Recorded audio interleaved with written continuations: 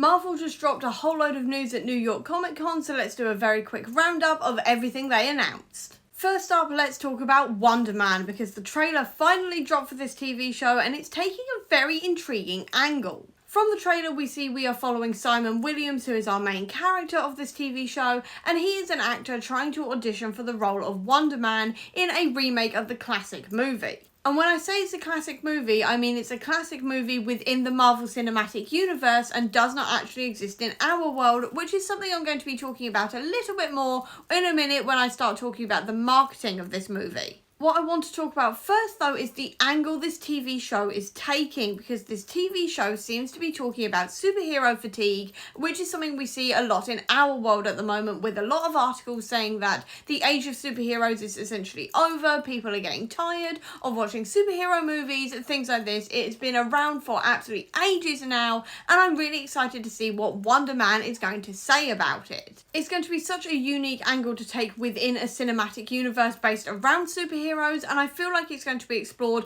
a little bit like how She-Hulk explored sexism in her TV show, and I am so excited to see how that's all going to play out. Now to talk about the meta and fourth wall breaking marketing we are getting for this TV show.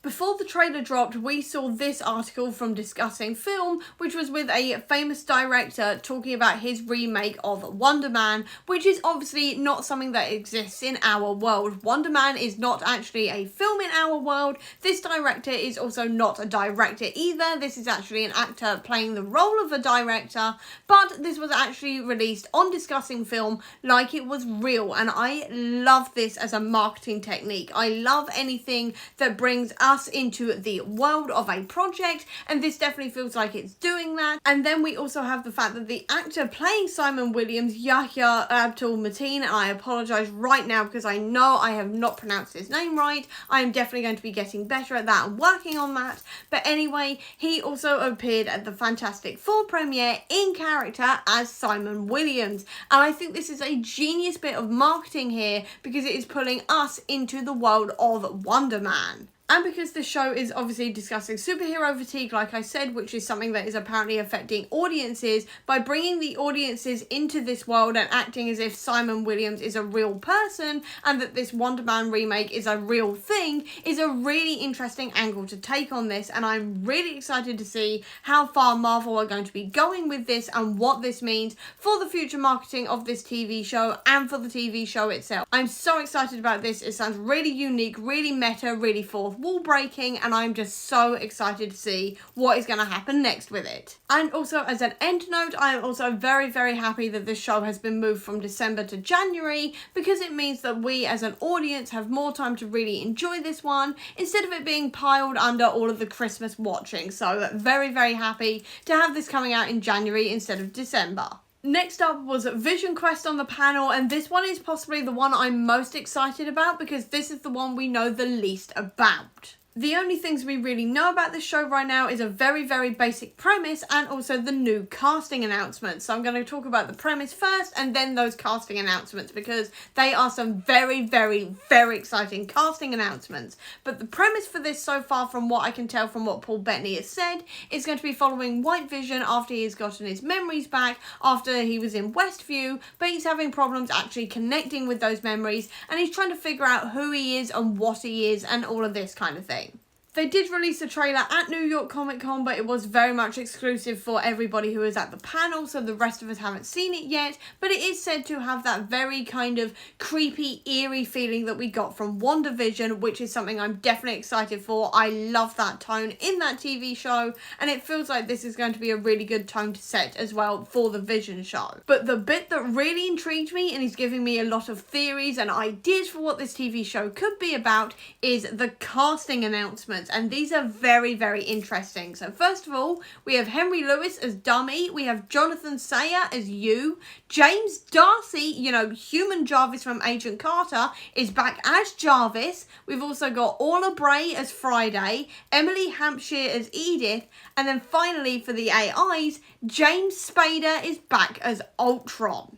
And what's so interesting about this is that all of these characters mentioned are actually Tony's AIs that he's made throughout the Marvel Cinematic Universe, and therefore are kind of Vision's family in a way, because all of them were created by Tony. So it feels like this show is going to be about families and extended families, what it means to be human, what it means to have connections to people, all of this kind of thing. Because obviously Vision has lost his family at the time of Visionquest because he's lost Wanda, he's also lost Billy, and he's also lost Tommy. So it feels like this is going to be exploring that loss, exploring also his extended family of AIs and everything else. And this theme of what it means to be a family and things like this is almost certainly confirmed with the final casting announcement of Rudy Mollica playing Tommy Shepard, aka Tommy Maximoff, the second Maximoff twin. I was always convinced that Vision was going to find Tommy because we've always known that WandaVision, Agatha All Along and Vision Quest were a little trilogy of stories, and it would make sense for Billy and Tommy to be introduced in the first one, for Billy to be found in the second one, and then Tommy to be found in the third one. So I'm so glad to be correct about that, and I am so excited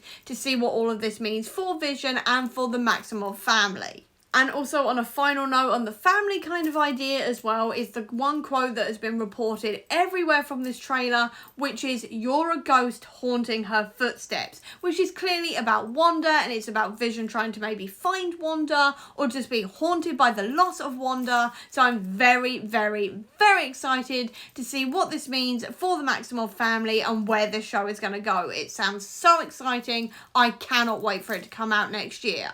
Next up was Daredevil Born Again, and again we did not get a trailer for this, but we did get some descriptions of the trailer. And first of all, we have to talk about it. Jessica Jones is back, and I could not be happier.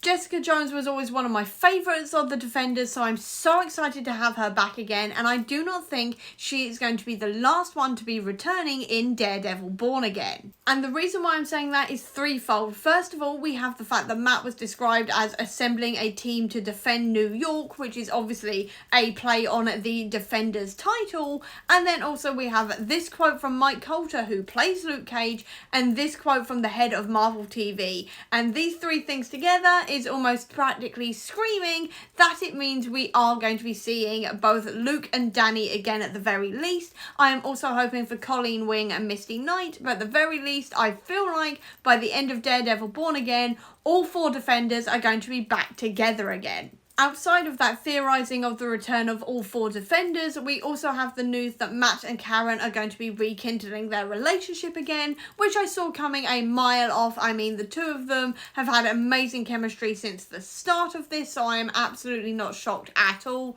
that these two are going to be rekindling their relationship. But the thing that really got me is that Foggy is back, at the very least, in flashbacks in this show. It's most likely flashback because all of the footage we saw of Foggy, or the very least was described of Foggy because they didn't release the trailer online, is of Foggy with long hair, which is not something he's had since the final season of the original Daredevil show. But I remain hopeful that Foggy is still alive because there were quite a few references to the original comic book issue where Foggy fakes his death. First of all, we had this number on the side of the building, which is the exact issue number as Foggy's fake death in the comics. We also have the fact that Matt heard Foggy's heart stop exactly like he did in the comics. And then also this season saw the rise of Vanessa Fisk, who had a major part in Foggy's fake death in the comics. And it just feels like they are trying to hint at something here for the people who have read the comics without being far too obvious and spoiling the surprise for everyone. But it does feel like there is no Daredevil without Foggy Nelson, and it is going to turn out by the end of Born Again that Foggy is still alive. Obviously that is all speculation though, I could be entirely wrong, but I wanted to put it out there just in case. And finally, the last bit of Daredevil speculation I want to quickly mention is this quote here, where they are talking about the fact that the crew working on Daredevil are also working with the Spider-Man Brand New Day team to make sure everything is cohesive and we are in one world. And that to me screams that we are going to be getting some kind of Devil's Reign adaptation. If you don't know what the Devil's Reign event is all about, it is essentially the plotline of Daredevil Born Again, in the sense that Wilson Fisk becomes mayor of New York and outlaws every single superhero and vigilante. The only thing is that in the comics it affects absolutely everybody who works out of New York, including Spider-Man. And I have absolutely no doubt in my mind that Spider-Man Brand New Day is going to be dealing with this, because obviously Peter is operating out of New York and there is no way he can't not be affected by this. And with the inclusion of the Punisher in Spider-Man Brand New Day, I have no doubt we're also going to be seeing Fisk as well as Daredevil in this movie as well. And now with my speculation out of the way, let's talk about the solid news we got from the Marvel Animation Department. There admittedly wasn't that much news, but we did get a few things confirmed for your friendly neighbourhood Spider-Man. The first one is that we are going to be seeing Gwen Stacy in this TV show. We are also being told that Venom fans should be excited about this TV show, so we're almost certainly going to be seeing Venom in here.